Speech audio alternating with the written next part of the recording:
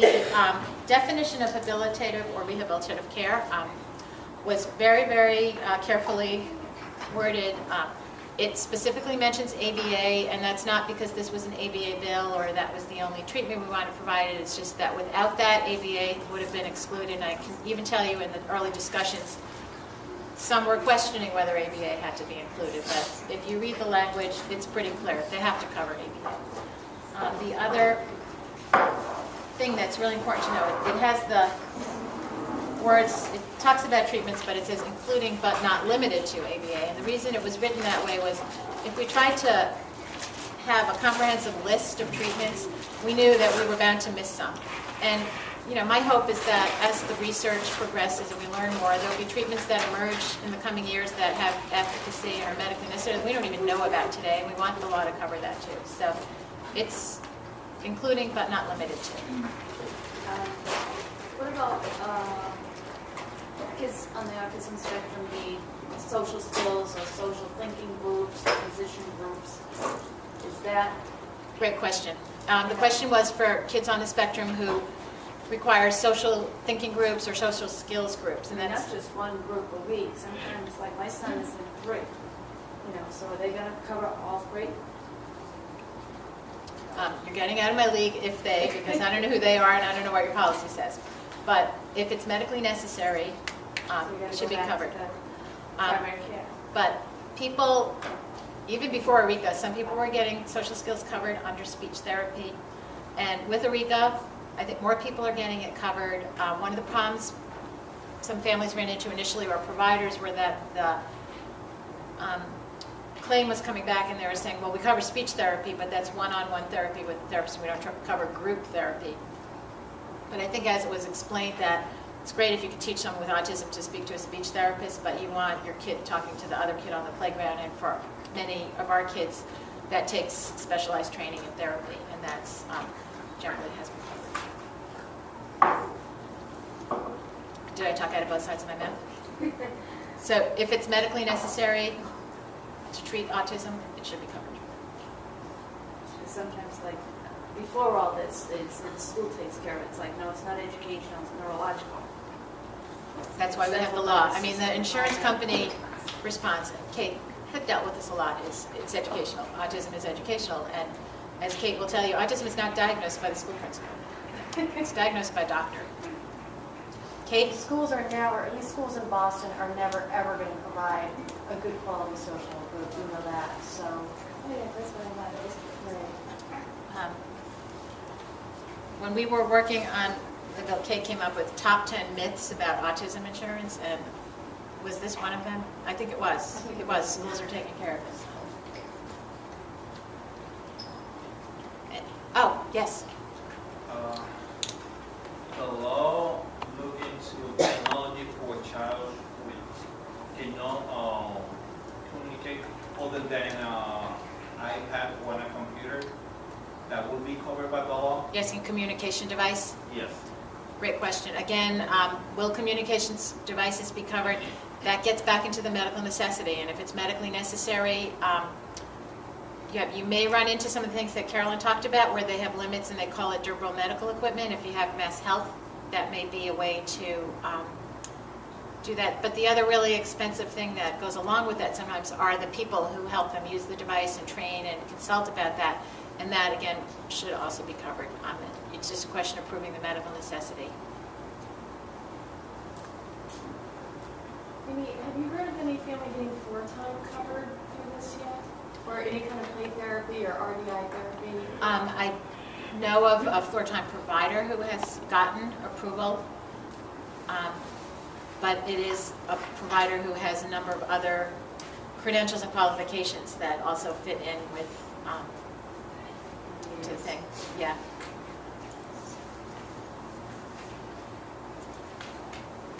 So the other really big question is, how is this going to affect IEPs? I'm using that as a general term. There's obviously different plans for younger and older kids. This was something that was a big, big concern to me because, part of why I decided to devote my time to this work was, my personal experiences with how hard it was to access services for my daughter, and it was twofold. Partly it's hard to access services, and partly I realized the system was broken, and insurance should be at the table doing their part of it. But we didn't want anything in this law to make it harder for people to access educational services. So before one drop of ink was on the paper, I worked with the senior counsel at Autism Speaks, and we reviewed the language in the federal law, IDEA, that governs IEPs. And the federal law, it's just like that ERISA self-funded law. We couldn't change that if we wanted to. So the federal law governs those, and it requires schools to provide free and appropriate public education. And what was free and appropriate public education last year when we didn't have Arica is still free and appropriate public education this year with Arica. But even more than that, IDEA has specific language about what happens if there is insurance. So if you are a family that is lucky enough to not have a self-insured plan, have coverage under Arica, have a service from your school that could be considered a medically necessary service and covered under Arica, it's a family's option which way they want to pursue it. It cannot be kind of written out of an IEP because you have it. There was also, but I wasn't going to let IDEA kind of stand on its own. We wrote language in the first sentence of that, this is from the law, that says that this law, when we say this section, that means the section of law that is Arica, does not affect the obligation to provide services under an IEP. And then at the request of the insurers, it's also really clear that schools can't start billing insurers for the services that their personnel are providing. And we've met with the Department of Elementary and Secondary Education, and they understand this, and they are planning to issue, they call them technical advisories, to school districts to explain this. Candidly, I think I may have focused on the wrong thing because I was very focused on not doing anything that would impact IEPs. What we are finding as one of the more difficult barriers in the implementation is sort of the converse. We're seeing some cases where insurers are saying, before we approve your treatment, we want to see a copy of the IEP. And I've been spending a lot of time with that, and I think it's problematic on many levels. Just one sort of being privacy. There are things in an IEP that you might not want in a medical record and shouldn't be there. And my fear is that, insurers should not be taking an IEP and saying, well, we're like the payer of last resort. So after you've exhausted everything you can get from your school, and if you need 3 hours or 3 sessions of social skills groups a week like that, and there's one in school, then we're only going to give you 2. That's not the way the law is meant to work.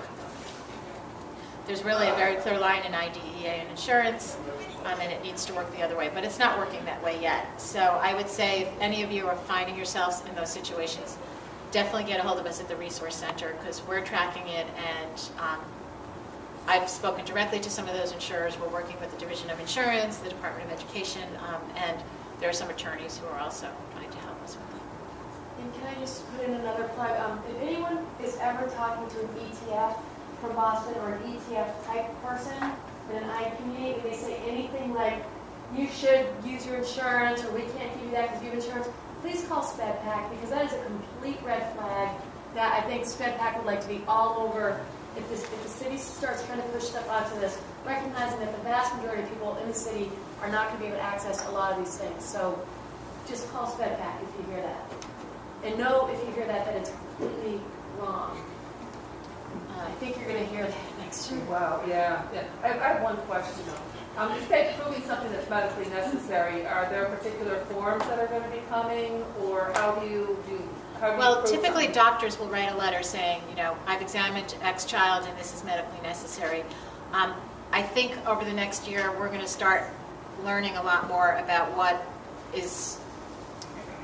gets approved as medically necessary, what gets denied. My hope is a year from now I'm going to have a file. So when you ask about social skills groups, I can say this is what worked, and other things. We're not there yet. Yeah, so I'm just wondering, even for the individuals that are leaving IEPs and going into adult world, would your IEP be proving that it was medically necessary if they needed that? Do you still need a whole set of evaluations? I think an IEP might hurt because I think... No, if it's done, aged out. Yeah, but I think if you said to insurer, this is what I was getting under my IEP, now I should get it under insurance, they would say, no, you got it under an IEP, that's educational. But if you have a doctor that's following your child, you don't need to create a case. I mean, I told my doctor, No, so I'm saying it could be like a Yeah. regular physician, you doesn't Yeah. have to, you don't have to line up all the neuropsychs. Well, no, it probably needs to be a professional who's specialized in autism, so it will probably need to be either a neurologist, a developmental pediatrician, a neuropsych, a doctor who specializes in autism. Even if it's adult? Trying to think, yeah, that's a whole, because that, this fills in that nice area between turning 22 and aging out of 27 or something, Well, private insurance. it does, adults, again, this is a system that hasn't been enough experience to be proven yet. This could be of huge value to adults, but I think that for many of the treatments, there's not a ton of research for adults, and I think there may be some pushback on whether it's efficacious or not. Can I ask a question? Absolutely. My question is, what if your child was diagnosed with CP, and then you went to the doctor? Because I've been reading some article, and then most of the article that I read, and I noticed a lot of the things that my son does, it's exactly autism. I even highlight all of them. But my first visit to see a specialist, the autism doctor, the first visit, she told me she doesn't really sees him as an autism kid. Yeah. Because at that time, the test the 1 hour office visit that we did, he was not cooperating a lot. And we have another follow-up visit, but so far she already telling me he doesn't think that, she doesn't think that he does have autism. And most of the things that my son does is everything like I read in the article. So what can you do in this case? Well, this law does apply to people who have a diagnosis of any of the autism spectrum disorders, which are a range. So if your doctor doesn't feel that that's a diagnosis and you feel strongly and you're the mom, my experience as a mom is to always go with my gut and my hunches. You may want to get a second opinion. Oh, But you couldn't diagnose any autism services under Arica if you don't have the diagnosis of autism. And if you are having problems, you can call the resource center. We may be able to refer you to doctors we know that specialize in that. Other questions? Yeah. Back to what Lynn said, I discussed this with my son's school. They highly recommend you get a neuropsych right at the very end, like turning 22, before you leave high school or before 22. Get a real good neuropsych done. Maybe that would help in the adult years. That's good advice. And for adults with disabilities, they can oftentimes stay on their parents' plans because they have a disability. If you're an adult disabled child, the age limit, which was, I think, 22 and is now 26, does not apply. What I've heard, though, is if you go off your parents' plan, you cannot get back on. So that's something that's really important to know. And now with, before insurance covered autism, people were talking about universal health care reform and this and that. Well, as Kate explained to me, it's great we have all this. It doesn't apply to us because we don't even have a seat at the table. And as frustrating as it is some days for me with this law and seeing the problems people are having accessing it, we have to realize that health insurance is not a perfect system, and we didn't fix the system. We just got people with autism a seat at the table to get the insurance. So it's really a similar process in accessing services. It's similar to the advocacy that you might have to go through in an IEP. I know a lot of families of children with autism, and I don't know too many who, get a diagnosis, get recommendations from their doctor, go to a school meeting, come out with an IEP that at the first crack necessarily meets what they and their doctor felt was appropriate for their child. It often takes a lot of, advocacy that sometimes has to be really forceful. I think insurance is the same way. In some ways, I think it's worse because in an IEP meeting, you're sitting across the table from people. They are often educators. They went into this because they kind of liked kids at some point. Some of them, many of them.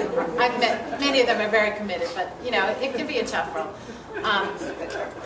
But when you're dealing with the person in the cubicle in the insurance company who's denying that claim for whatever, miscoding of, or the hyphen was in the wrong place, or the staple was in the wrong corner. They're a zillion miles away from you. But the difference is, and again, this I learned from Kate, is that when you're dealing with a school system, they probably know that if you're advocating forcefully for your kid, they may, give your child what your child needs. But there may be another child whose family doesn't know how to advocate for them, and they're going to maybe have to take away services from that child to rob Peter to pay Paul because they have really constrained budgets. The person in that cubicle, may work for an insurer who, gave their CEO an $8 million severance pay. So they're not going to, go without dinner because they're paying what they should be paying under this law for your claim.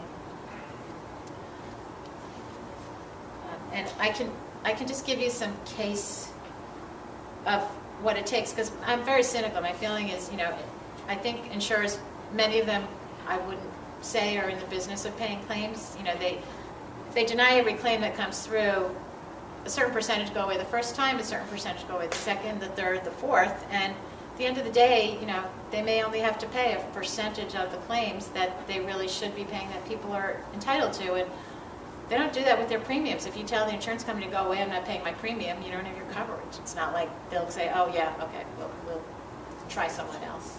Yes? Do you have any idea when the technical advisory will be issued from DESC? No, I was just speaking to them this week about it. It's taking a long time. So it might be before the end of the school year, and then someone suggested they might wait till the fall. I just want to add, I know as a parent, that's a very, I know I've used other advisory, other advisories in the past as part of the meeting and just kind of referring to that in correspondence. It's very important to have. I'm really glad to hear that, because I was talking to a group of special ed administrators, and I explained the advisory is coming, and they all kind of went, those aren't always so useful to us. So, oh my gosh, I think it's important. So they're working on it. I think with the issue that we're facing with the insurers, there's some more urgency to issue it, although I think they're hoping to maybe address it in that, and that's what's holding it up this week. The story I'll tell you, which is a case study of what a family has had to go through to get insurance, not to make you slit your wrists, but just to tell you what's important, is that a mom called me, I think starting in November, a very young child with really significant involvement, really needed a intensive program. Arica should cover all programs, but there are some that I think you could say are sort of squarely in the box, and I think this child, to me, was squarely in the box. This is great. I sit at a phone, never meet anybody, diagnose. I don't diagnose them, but I can make judgments from 30,000 feet, but for what it's worth. So she worked for a self-funded company, but that company had announced in December they were going to be complying with the law, so she should have been all set. She called her insurer in January. This is not happening anymore, but it was happening. That the first response from the insurer was, well, we don't cover autism treatment. So she was great, because she called me back every time, which is what we're there for. And I said, well, refer them to this part of their website that says they cover insurance treatment. So she did, and they went, oh, yeah, you're right, we do have to cover it. But you work for a self-funded company, you're covered. So she called me back, and I said, you know what, let's forget about the insurer. Call your self-funded company, because I had the email from the guy and the name. So she called him, and he said, listen, call so-and-so at this company. She called me back, she said, thank you so much. I called this guy at the company, knew about the law, and they knew that our company was covering it, and they're sending me a list of providers. And I said, well, that's great, but don't get too excited, because most of the big insurers have not actually set up networks of ABA providers, and that's what this family needed. So I said, but don't despair. By now I knew she had a pretty good survival chip that we all have. So I said, just if you get the list and there's nobody there, just call them back and ask them what they're going to do about it, because it's their problem. And the Division of Insurance had actually written a bulletin to that effect.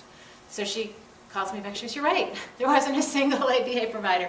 So I called them, and they said, yeah, we haven't kind of gotten that yet, so just you find a provider and we'll make an agreement with them.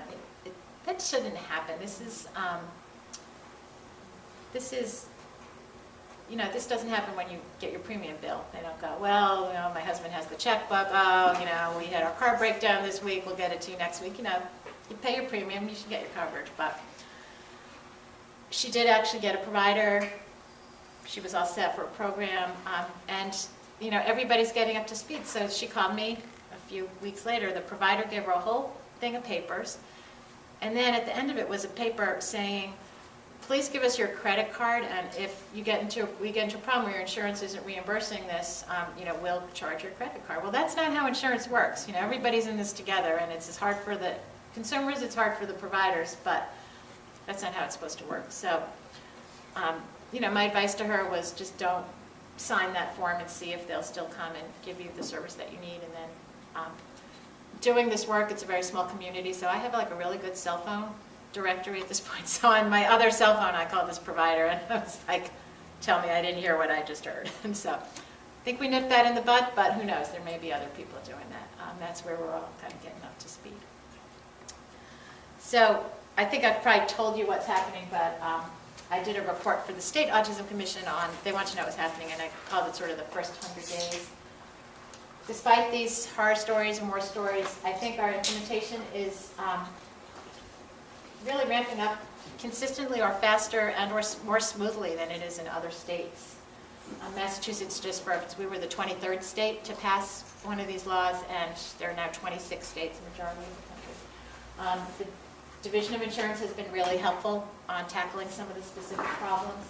And then, even mundane things like how do you code an ABA reimbursement thing. In other states, health plans would tell providers, well, we're not going to tell you the code. You have to figure it out. And there aren't any published CPT codes because ABA is new. So you just keep submitting claims, and if you hit the right code, you'll get it approved. You'll get it denied. Until then, that's not what a provider's there for. And then I heard in one place they were like, well, we will tell you, provider A, the code, but you have to sign a confidentiality agreement that you won't tell provider B what the code is. Massachusetts didn't mess around with that. All of the health plans got together and they all issued in December, here's the codes we're going to use.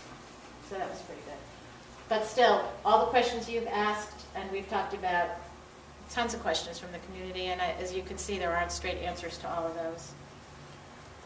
And then the whole issue that I explained about providers not having networks of, insurers not having networks of providers.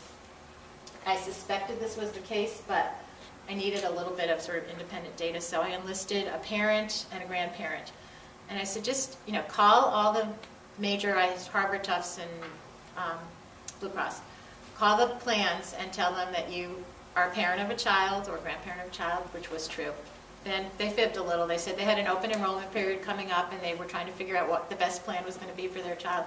So they just wanted to know who the ABA providers were that were in the plan's network. After hours and hours and hours on the phone, the mom figured out and was told that 2 of the plans didn't really have networks of providers, and again, what that parent was earlier told, she could go out and find a provider and they would make an agreement with them. The 3rd plan had a network of providers, but explained that you can only get in to see that network of providers after you're a member. And then the grandparent, who even spent more hours, got, I think, the same information that there was no network of providers from 2 of the plans, but from the 3rd, she actually got a list of providers, but they weren't ABA providers. So again, it's not working the way it should yet, but it's somewhat to be expected. You had a question? So where do you get the CPT codes? Or is that just for the ABA? That's just for ABA, although most of the other therapies already have CPT codes. So how do you find out what the codes are? Besides putting in claims and... Well, they publish them like in a letter that providers have, that I have. We can get it through the resource center. You can just ask for it. We'll send it to you. I get calls from providers saying, what codes do we use? And we just send them the form that has them on there. I just have to report back on Harvard because we had so much anger last year towards insurers that I assumed they were just going to be awful. But I called up Harvard, spoke to this nice woman named Rebecca, and she emailed me a list of at least 7 ABA providers, all of whom seem to be taking new people. So that was a good experience. But you're already a member? I was already a member. Harvard Pilgrim actually, they contract their behavioral health through United Behavioral Health. United Behavioral Health has hired a whole autism team of BCBAs who are credentialing providers. They're working really hard with the provider community to get them up to speed on what they need to do, building out a pretty good network, and the experience to date has been pretty positive. So they're good. Yeah. Choosing among providers, think of Harvard. The state plan uses United Behavioral, the GIC. So they are probably in the forefront. Some of the other plans, they all have like autism teams of people. So now, which is good because you don't get what you got in January, which is, oh, autism, we don't cover it. Now you get rooted to that team, but they're all getting up to speed. I actually gave a colloquium at the Resource Center at UMass Medical School on this, and it was supposed to be internal for staff, and the invitation went a little viral, which caused a little angst. But one of the insurers called up, and they're like, how many people can we bring? And it was the insurer that's has this IEP issue, so I was like, well, you can come, but you can't get cookies until we talk about this. I didn't say that. They were very nice, but clearly they were there to learn. I mean, they just wanted to figure out how this all works. And I guess I always assumed, you're the insurer, you should know this. But like I said, this is really new for everybody. We've been getting some notices from some schools and consultant groups that say they're already set to accept certain Yep. insurances. Do you have any feedback? I think RCS, May Center, and ICCD groups, do you know how they're doing, or? They're all getting credentialed with the insurance companies and they're all kind of working on it, but those are probably some of a little further down the road with that. And there's probably 2 or 3 Parents others. could actually, if they've got the right insurance, if they're accepting, they could access that maybe quicker than finding a provider through their own insurance. Well, I think what's generally happening is if you have a provider that you want to use and they're calling the insurance company, if it's, Harvard Pilgrim through United Behavioral Health has a network, but the other 2, if you have those and you call the company, they will make an agreement with the provider. We've heard there's one insurer that actually their rates of reimbursement are so low that there are some providers who are just saying we can't provide your services. What insurance is that?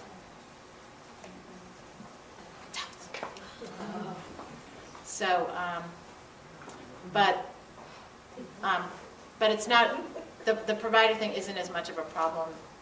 It's just different arrangements with different things. If you go to one of the insurers that doesn't have a network of providers, and they make a case agreement, they can't charge you the out-of-network rate because they don't have the network of providers. So you have to.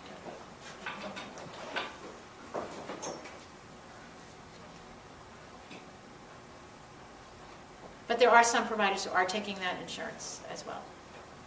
Will you be working with the Autism Consortium at all to maybe try to get a listserv? Because they have a list right now of like ABA providers on their resource database. We are actually thinking of developing a list like that for the Autism Insurance Resource Center. So they can just list you as a... Well, I'm not a provider, but if we... I meant, yeah. My hope is we'll have a list and like who's taking what insurance and stuff, but it's going to be probably self-reporting where people are going to. That'd be helpful though, just to go there. So, if I had to say where we are, I haven't seen any train wrecks that I would say, but I'd say there's a lot of square pegs and round holes we've talked about. And these are some of them. I talked about the IEP problem. The fact that board-certified behavior analysts aren't licensed is an issue for some insurers, but they're figuring out how to work around that, and there's legislation pending that might solve that. Early intervention, which was supposed to really benefit from this, we thought, because they were paying a lot for autism. For a variety of reasons, those families haven't been accessing insurance the way we thought, and we're working on some things there. The other big problem is that some consumers, especially if you get to parts of the state that are closer to Rhode Island or Connecticut or whatever, or if you work for a company that's out of state but is not self-insured, so they're not federally regulated. Under the law, it's very clear that if you live and or work in Massachusetts, the law applies, but some of the out-of-state insurers are saying it doesn't apply. The problem is that if there were a Massachusetts company, you call the Division of Insurance, and the Division of Insurance, which regulates them, says you have to cover this. The Division of Insurance doesn't regulate those out-of-state insurers, so you have a little less avenues to pursue, but there are still avenues to pursue. So if you find yourself in that situation, contact us at the Resource Center, and we'll try to help you.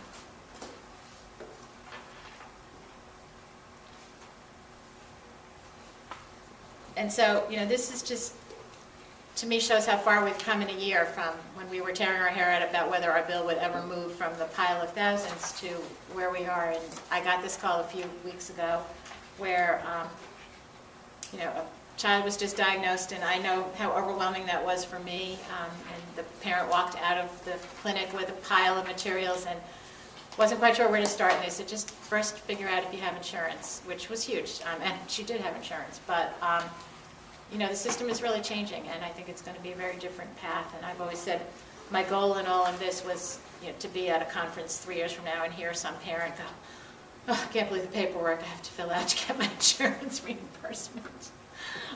You know, that's not the path that any of us have traveled, and hopefully that'll be people's biggest problems down the road, and hopefully a lot more people will be accessing treatment, and the outcomes will be commensurate with that. So these are all our contact information, website, email to the Resource Center. My personal email is here. Our phone number's there. I would encourage all of you to get involved with AFAM, because it's this advocacy that really, frankly, astounded some of the legislators and is what got this done. And Autism Speaks as well. I'm going to plug them. And those should be, I have to see if they printed, this blue thing about the web printing out blue things isn't always so good, but it might be in the back of your handouts to be printed. Yeah, it printed pretty well, so all that's in the back of your handouts as well. Yes, and I have cards, business cards if anybody wants them. Are there fees for advocates for autism? I'm sorry? Are there fees for those services? Fees? They're not advocates for like IEP advocates. Advocates for Autism advocates on policy issues, so we don't have specific advocates that can assist an individual family. There are no fees for accessing the Autism Resource Center. And again, we can't really do direct advocacy for you, but if you have a case that needs advocacy, we can refer you to places that can do that. And if you have a child in the Boston Public School System, we've been told by the Office of Family and Community Engagement that they have parent liaisons that will assist parents with the IEP process as advocates. We have one here, speaking in several languages. Right. Yes. Everybody's always so... We got about 10 parent liaisons, and we got Chinese, Vietnamese, Haitian, Cape Verdeans, and Portuguese, French, Spanish, and I think everybody's covered. I think we're looking for a Samoan. That's great. About time, huh?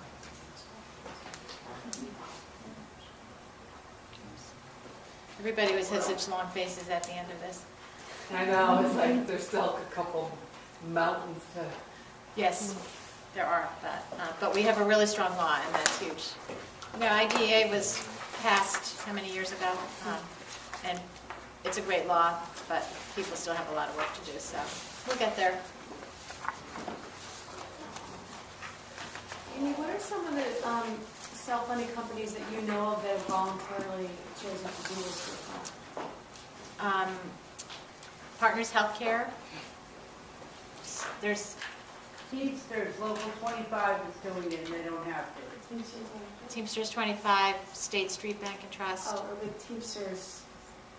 That's Well, Brian is the chairman of the New England Board of Autism Speaks, so it doesn't surprise me. He's the head of the Teamsters. Well, believe it or not, we're happy to see that, but it's business decisions. Many of the tech companies are covering it. Many were actually covering it in some way before the law passed. Some self-funded companies don't want to be identified, so in like my early days of advocacy, you know, if I got a company to say yes, I was happy. Now I will ask them if we Because can. they don't want anybody to join them. I mean, it's... But you know, I want that to change. I want it to be, you know, you're not the employer of choice. You know, what my husband said to his tech company was, he said, you know, to this benefits guy, he said, you don't want to be dealing with their CEO who, like, can use really bad language and, you know, finding out that, you know, employees going down the street because you're not covering a benefit that costs like $1.84 a month. And even in this bad market, you know, employers are looking at this, and as we get more of them, the tide will turn. My feeling is if we could pass this law unanimously in what was considered a toxic environment for passing mandates, we should get 100% of self-funded employers on board. And I won't stop until they tell me to go away. I mean, I found the same thing when my daughter needed a communication device, and we have Blue Cross, and they said that, well, that's not covered, and I said, well, why isn't it covered? And they said, well, we don't have a code for something like that. And I said, okay, well, how about 01, And they said, I said, so obviously you don't have a code because you haven't had a need for it. So I think it's the same thing with the ABA services, is that, the need is obviously there. So, they're catching up with sort of the community, but, children with disabilities are, they're not the desirable group to cover, but there's more of them today, and so people are actually starting to recognize that. So, I mean, everything's this first step process.